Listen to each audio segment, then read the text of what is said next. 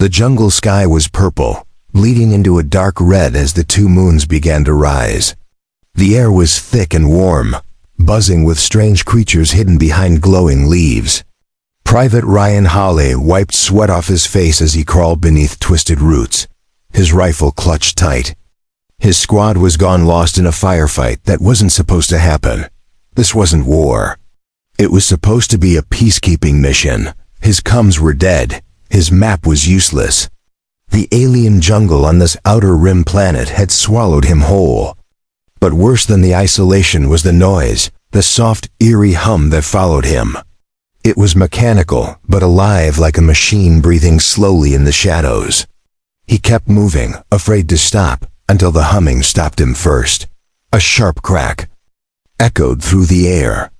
Then another. Ryan spun around and dropped to one knee, aiming his weapon. The jungle quieted, no bugs, no hum. Then came the cry, high-pitched, panicked, not human. It was a scream. He pushed forward, fighting through the thick undergrowth until he saw her, an alien girl, trapped in a shifting net of energy threads suspended between two trees. She struggled, her body twitching as the trap tried to drain her. Her skin shimmered like sunlight over water, her hair a cascade of silver, tangled and glowing. She looked young, maybe late teens by human standards. Her large violet eyes locked onto Ryan's, terrified and pleading. He should have walked away. He didn't know who she was, or if this was a trap. But his heart didn't care. She was suffering. Ryan dropped his pack and ran to the trap, analyzing it. The energy lines pulsed with rhythm tech he didn't recognize. Not human. Not friendly. With his blade, he carved into the anchor points and ducked as a line snapped, slicing the air beside his head. One more cut and the energy grid burst, dropping the girl into his arms. Her skin was burning hot. Her breathing was fast and shallow. He laid her on the moss, unsure what to do next. But she reached up, weak fingers brushing his face. "You. Human," she whispered. "You broke the rite." He had no idea what she meant. "Are you hurt?" "No, but you saved me. That means you accepted the law." "What law?" he asked. But she was already unconscious. Ryan heard rustling. More figures approached, stepping out of the trees. Warriors, tall, armored aliens of her species, faces stern and glowing with tribal symbols. Their weapons hummed, but none fired. They looked at the girl, then at him. The one in front lowered his blade. "You saved our princess," the alien said in a deep voice. "You completed the blood rite. She is yours now." Ryan blinked. "What are you talking about?" "You broke the death trap. You touched her first. She is untouched. You are the first. You are her binding. I didn't agree to anything." He shouted. The leader frowned. "You cannot refuse. Our laws are sacred. She is the highest born of our kind. You have taken her purity." "I didn't. She belongs to you now. Her future, her body, her soul. You cannot break the rite without punishment." The girl stirred, opening her eyes slowly. "He didn't know," she whispered. "He didn't do it for the rite. He did it to save me." The warriors murmured, uneasy. Ryan's mind raced. He was a soldier, a human. He didn't believe in strange traditions, but these people did. And if he broke their customs, he could start another war.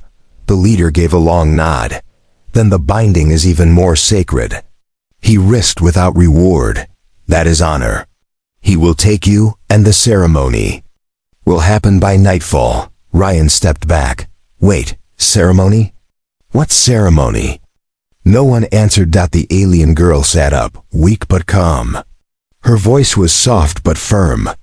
"If you don't do it, my people will think I am spoiled, unwanted. They will exile me, maybe kill me." "This is madness," he said quietly. She looked him in the eyes. "It's not about me, it's about them. I understand if you walk away. But then everything I am, my name, my honor, my right to live ends tonight." Ryan stood frozen, caught in a net more powerful than wires or law. He didn't know this girl, but he had saved her. And now she was asking him to save her again, but in a way he never expected. Far above, the moons burned brighter. The stars shimmered like they were watching. And the jungle whispered things he couldn't understand. But the alien girl, barely breathing beside him, looked at him like he was her last hope. And he didn't know what to do. Ryan Hale followed the alien warriors in silence. His boots sank into the soft moss as they led him through the jungle. The girl walked beside him, still weak, but her head held high. Her silver hair flowed behind her like a silk trail, and despite the fear in her eyes, she didn't stumble. He wanted to speak, but every time he opened his mouth, his chest tightened. What could he say? That he didn't believe in their customs? That he didn't come here to claim someone's purity? These weren't the kinds of missions he trained for. He was a soldier, not a husband. Not whatever they wanted him to become. They reached a clearing surrounded by glowing stone arches. In the center was a crystal pool, steaming under the moonlight. Soft blue mist drifted across the surface. Alien women stood around the edge, dressed in elegant robes, their faces serious. Musicians played low, haunting notes from strange instruments. Ryan stared at the pool, then at the girl. "What is this place?" he whispered. She looked at him. "The pool of vows. This is where the binding takes place." "I didn't agree to this," he said, stepping back. "I saved your life. That's it." "I didn't ask for anything." She lowered her head. "But your actions say otherwise. My people don't understand human ways. For them, action is truth. You touched me while I was untouched. You fought the trap. You placed yourself between me and death. That means you chose me." Ryan sighed. "I didn't choose anyone." The alien leader stepped forward. "Yet fate chose for you. To refuse now would shame her and shame us. You are not bound forever, but you must complete the first rite. After that, you may leave." Ryan looked around. Eyes watched him from all sides. He wasn't sure if refusing would lead to exile or worse.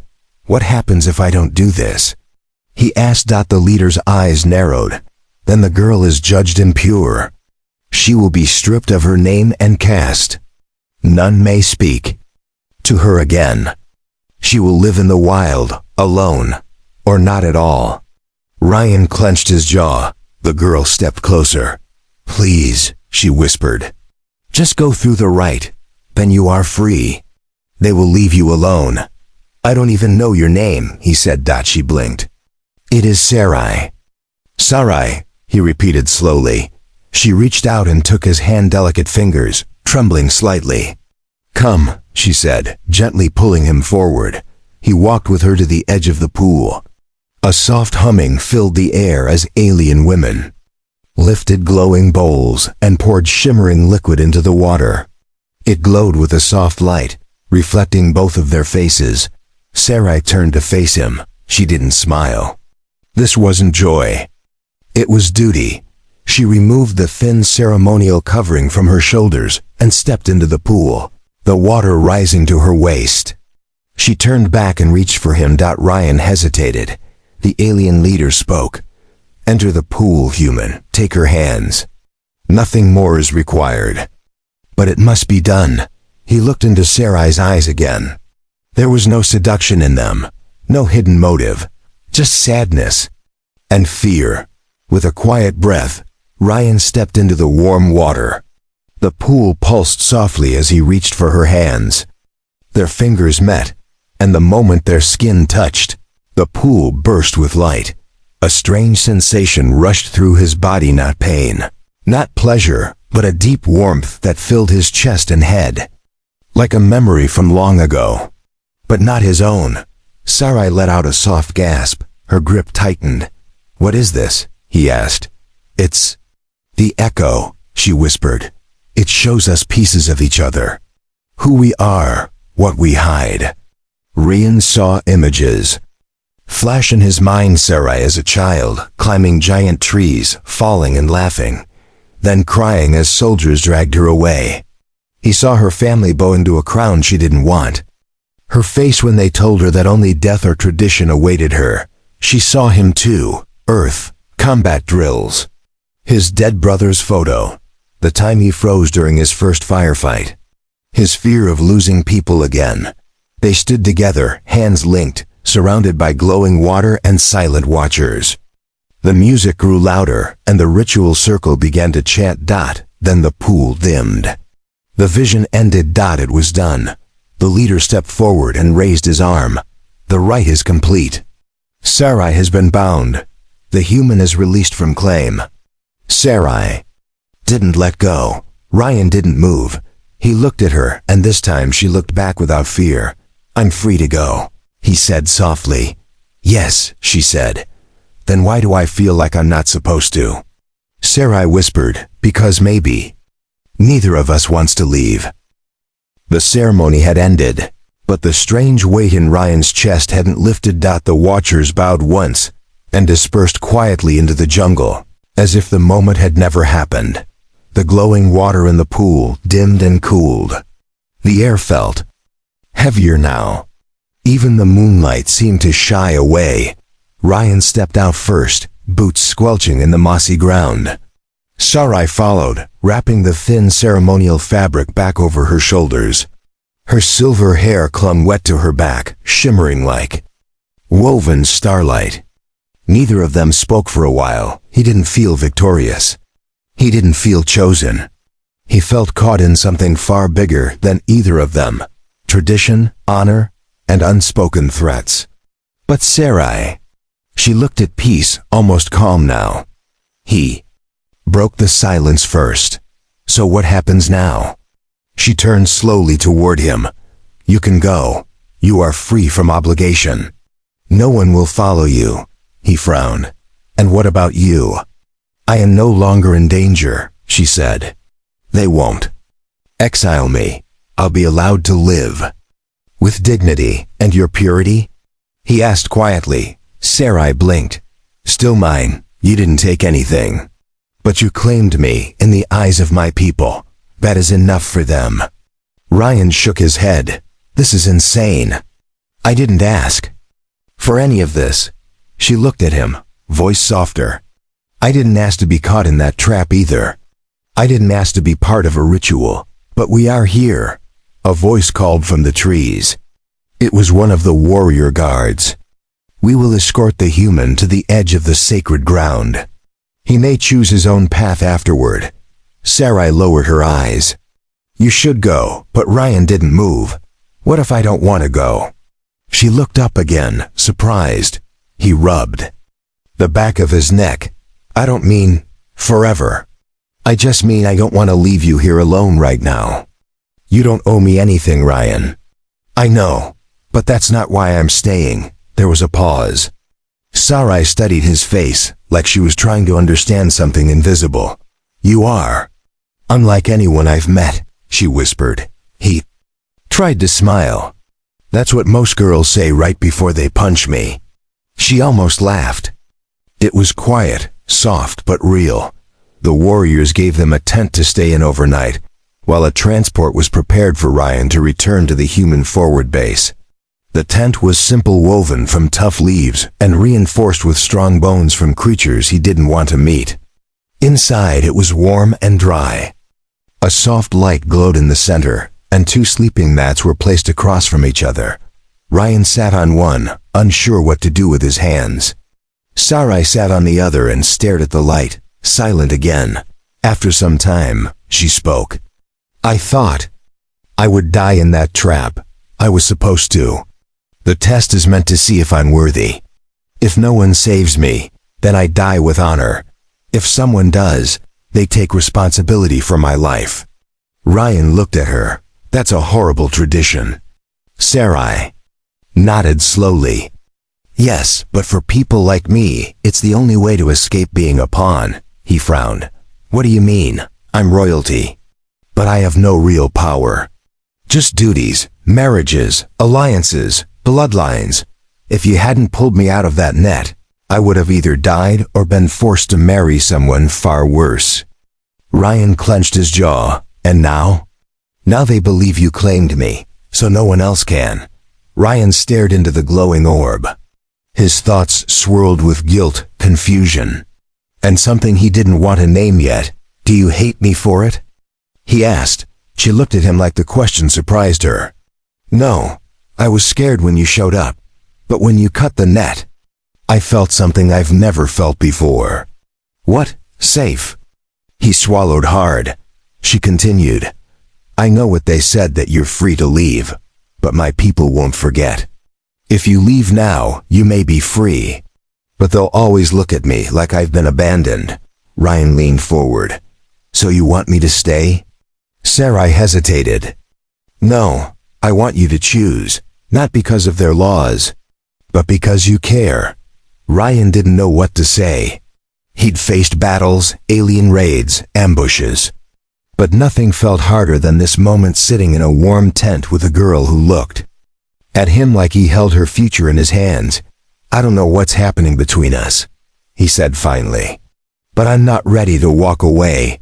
Sarai closed her eyes and whispered, then don't.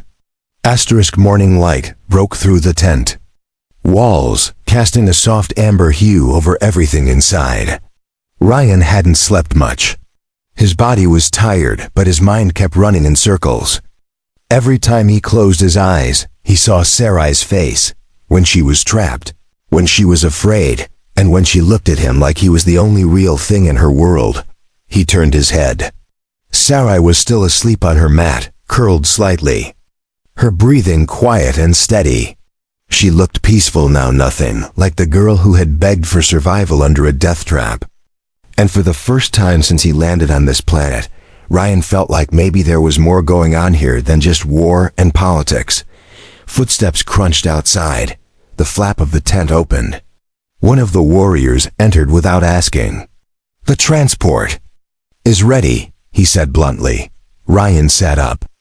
I'm not leaving yet. The warrior raised an eyebrow. You must return to your command. I need to speak to your leader, Ryan replied. The warrior's jaw tensed, but he nodded. Very well, come when you're ready. When the soldier left, Sarai stirred. She opened her eyes slowly and looked at Ryan without surprise. You're staying, she said softly. He nodded. For now. I need answers, not just about this tradition, but about why someone like you was placed in that trap to begin with. She sat up, brushing silver strands of hair behind her ear. Because I refused the arranged bonding my council chose. That's why they invoked the right of risk. It's an old law rare, but still legal. If I died, I'd be remembered with honor. If someone claimed me, my path would be sealed. So you were being punished for saying no, Ryan said flatly. Yes, they said I embarrassed the court. I defied a bloodline match. That's why they sent me alone to the wildlands. Ryan stood and paced the small tent. This isn't just some ritual. They tried to bury you with a smile. And now they act like your life is solved because I claimed you. Sarai's voice dropped. They won't say it, but they're watching. They want to know if you're serious. If you'll leave and shame me, or if you'll stay and accept what you started. Ryan stared at her. And what if I stay? What happens then? Her gaze didn't leave his. Then they will expect us to complete the second part of the bond. He hesitated. And that is? Sarai's cheeks colored slightly, but she held her ground. You take my body, fully. Without that step, they still consider me incomplete. You would truly be my mate. Ryan took a long breath. That's what they expect. But what do you want? Her lips parted, but the answer didn't come quickly. She looked down, her voice faint. I want to live. I want to choose. I want someone who doesn't see me as a symbol. Ryan stepped closer. Then let's change the rules. Together. Sarai looked up, surprised. What are you saying? I'll stay. But not because of their laws. I'll stay because I want to know you. I want to fight for your right to decide what your life means. The tent fell into silence. Then Sarai stood. Then we must go to the High Elder. If you challenge the Council's control over me, they'll listen, but only because you're now marked as my bound. Fine, Ryan said. Let's do it. The Elder's chamber was deep in the root temple beneath a hollowed mountain tree. Vines wrapped the walls, and ancient symbols glowed in the bark. A massive alien elder sat on a floating stone seat, eyes shut, fingers clasped in front of him. Sarai bowed. Ryan stayed standing. I see you return, human, the elder said without opening his eyes. And yet you do not run from the chains you were handed. I didn't ask for chains, Ryan said. But I'm not running. Then speak. Why are you here? Ryan stepped forward. Sarai should not be judged by old laws. She chose to live. I saved her life, but now I choose to stand with her, not take her. The elder finally opened his eyes glowing blue. Ancient and unreadable.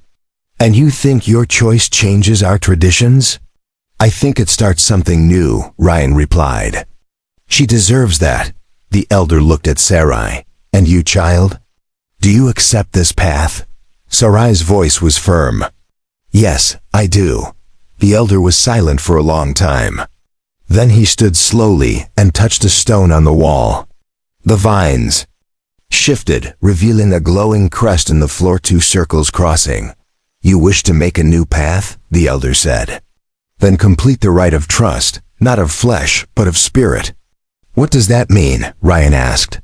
The elder looked. Between them, you will journey together. Across the Forbidden's Ridge.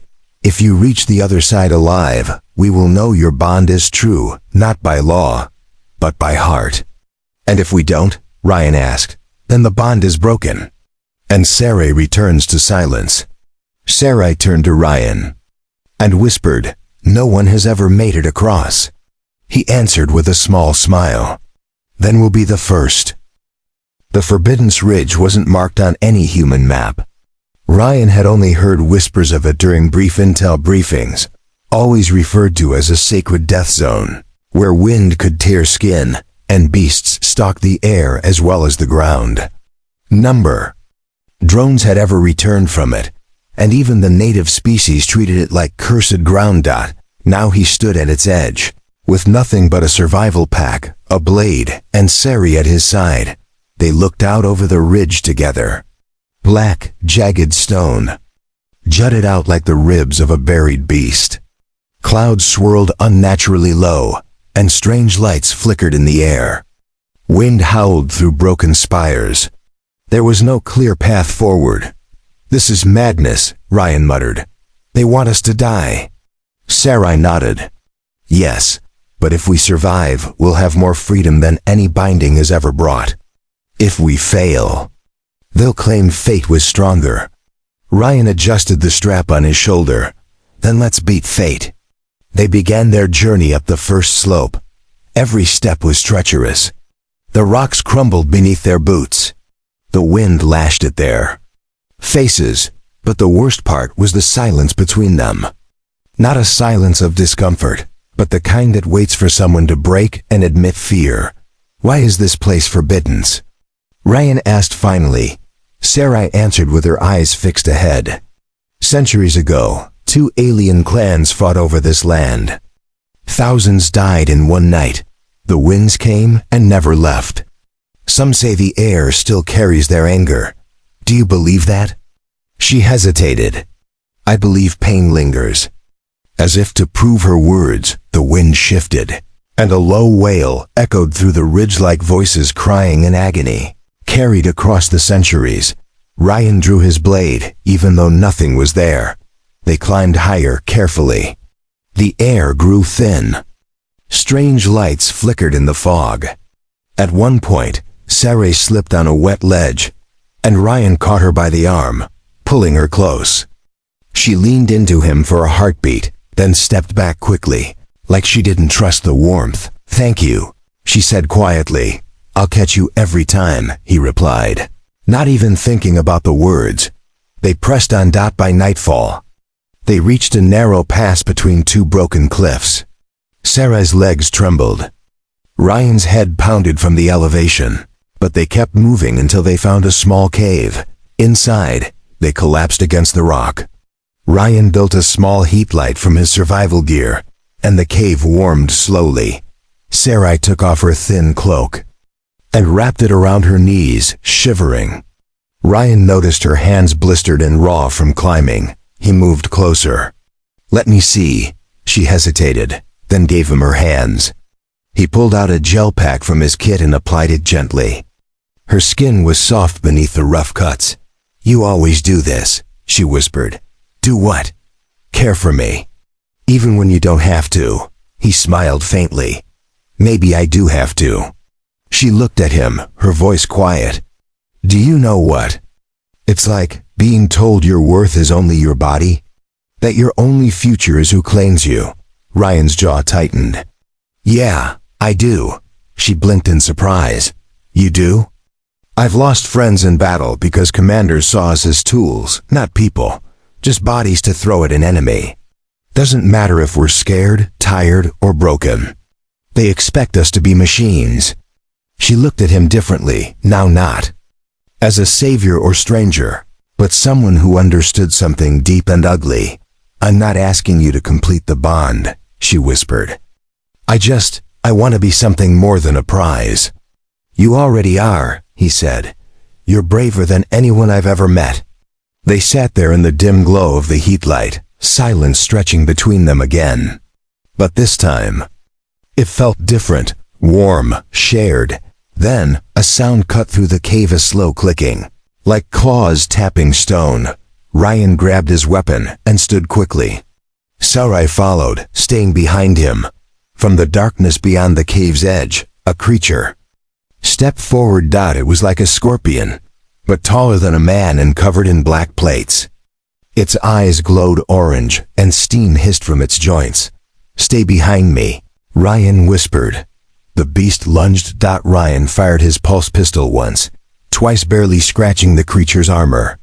It hissed and charged. Ryan dodged, slashing with his blade at a joint between its limbs. Sparks flew. The beast screeched and swung a claw, knocking him into the cave wall. Sarai screamed. The scorpion turned toward her. "No!" Ryan roared. He tackled it from behind, driving the blade deep under its carapace. The beast howled and threw him off, but staggered. Sarai grabbed a sharp shard of rock and jammed it into its eye. It shrieked, convulsed, and collapsed. The cave fell still.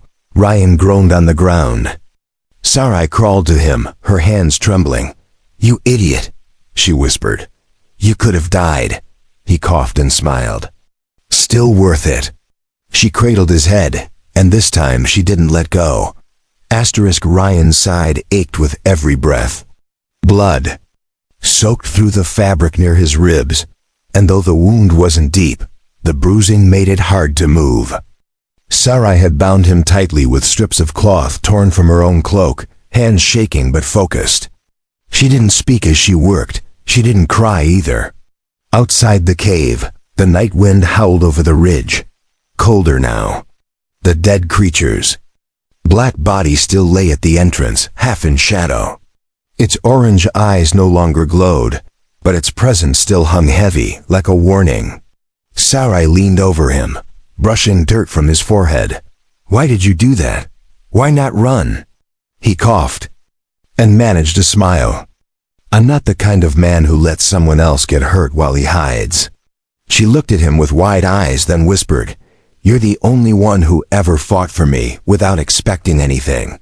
Maybe I just like you." That made her pause, her cheeks flushed softly, not from heat. "You're strange, Ryan Hale. I've been called worse." They both chuckled quietly. It felt good to laugh briefly human in a place built for death. Sarai helped him sit up. He winced, but didn't stop her. She pressed a cool cloth to his forehead, and he leaned against the wall, studying her face. "You've changed since I first saw you," he said. She tilted her head. "How so?" "You were afraid. Now you look like someone ready to fight a god if it means freedom." Sarai stared at the firelight dancing in the center of the cave. "I think I was always that girl." I just never had a reason to believe it." He nodded. "Now you do?" She looked at him. "Yes." They rested for a few hours in silence, taking turns keeping watch. But the ridge didn't send more creatures that night. It was as if the land was waiting, watching. By morning, the sky was bruised purple again. The wind had softened. Ryan groaned as he stood, supported by Sarai. "You sure about this?" she asked. He nodded. "We finish what we started." The last stretch of the ridge was the steepest, almost vertical, with narrow ledges winding upward. Jagged rock spikes jutted out in all directions, and a thick mist clung to the slope like a living thing. Each step was a gamble, every foothold unstable. Sarai led the way this time, guiding Ryan carefully, checking every edge before letting him follow. She no longer looked like a princess. Her gown was torn, her hair wild from wind and rain. She looked like a survivor now, a fighter. As they climbed, the wind suddenly changed. A low, mechanical hum began to rise from the fog. Ryan froze. "That sound again." Sarah's eyes widened. "No, that's not a beast. That's a drone." Suddenly, a sleek metallic form shot from the clouds, hovering above them, triangular, with spinning rotors and scanning lights. "Human tech," Ryan muttered. The drone's voice crackled. "Unauthorized personnel detected. Stand down." Another voice followed, commanding and cold. "Private Hale, you've disobeyed orders. Return at once." Ryan stared at the drone. "Who is this?" "This is Commander Briggs. We've been tracking your signal. Your mission is over. I'm not finished here. You've interfered with native customs and violated treaty protocols. You are to extract immediately or be declared rogue." Sarah's voice was sharp. "They want to take you away?" Ryan looked at her, then up at the drone. "I'm not leaving her." The drone hovered closer. "She is not your concern. You've compromised diplomatic operations." Ryan pulled his weapon. "She's not an object. She's not a symbol. She's a person." "Then you are now classified as compromised. You'll be recovered by force." The drone's cannons began to charge. Ryan stepped in front of Sarai, shielding her. The sky suddenly cracked with light. A bolt of plasma thundered down from the cliff above, striking the drone. Sparks exploded. The drone spiraled and crashed into the rocks, smoke rising. Ryan and Sarai turned to see the High Elder standing on the ledge above, flanked by guards. The Elder's voice echoed across the stone. "You have faced death. You have refused power. You have protected each other not for gain, but for truth." Sarai looked stunned. "You followed us?" The Elder descended slowly, staff glowing in his hand. "We watched. We needed to see if the bond was real, not by touch, not by law, but by choice." He raised his staff toward them. "You have passed the rite of trust. You may return with honor, both of you." Ryan looked at Sarai. "What now?" She reached for his hand, gripping it tight. "We go back." "But we don't go back the same." Ryan nodded. "We go back together." The journey back from the Forbidden Ridge was slower but lighter. The wind no longer howled like it wanted to kill them.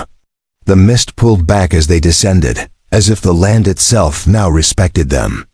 Even the air smelled different, less like danger, more like rain after a fire. Ryan's wounds ached with every step, but he didn't complain. Sarai stayed close to him, sometimes helping, sometimes just walking beside him in silence. She hadn't let go of his hand since they left the ridge. Not once. When they finally reached the outskirts of the sacred valley, a small crowd waited for them. Warriors, elders, even the priestesses who had once chanted during the binding. But this time, they didn't carry weapons or demands. They bowed. Sarai stopped, stunned. "They bow to me?" The High Elder stepped forward. "Not to you alone. To both of you. You have changed the meaning of the rite. You refused the easy path. You walked through death together and chose one another without pressure." Ryan swallowed, unsure what to say. The elder raised his voice for all to hear. "Let it be known. Sarai is no longer just a bound. She is a free one. And the human who stood by her, who claimed nothing and gave everything, he is a brother to our blood." Cheers followed. Warriors pounded their chests. Even those who had once doubted them now looked with respect. But Ryan didn't care about the ceremony. His eyes were on Sarai. After the elder stepped back, she turned to him. "It's over. We're free." He smiled faintly. "Are we?" She studied his face. "Do you still want to leave?" He hesitated. "I came here to complete a mission. Now. I feel like the real mission was finding you." Her expression changed, eyes wide, lips trembling just slightly. "You're not bound to me by law anymore, Ryan. If you stay now, it means something else." He stepped closer, gently cupping her cheek. "I don't want tradition. I don't want rules. I want you. Just you." Sarai's voice was soft. "Even after everything?" He nodded. "Because of everything." She leaned into his touch, whispering, "Then stay." He kissed her, not like a hero claiming a prize, but like a man choosing his equal. She wrapped her arms around him, and the crowd cheered louder. Later, in the quiet of a private chamber given to them by the elders, Ryan sat beside her on a carved stone bench overlooking the valley. Stars began to glow in the sky. The moons were rising again. Sarai broke the silence. "They'll talk about us for years." He chuckled. "Good, let them." She smiled and rested her head on his shoulder. "So what do we do now?" Ryan looked up at the stars. "We build something new. Together, your way, my way. No more traps.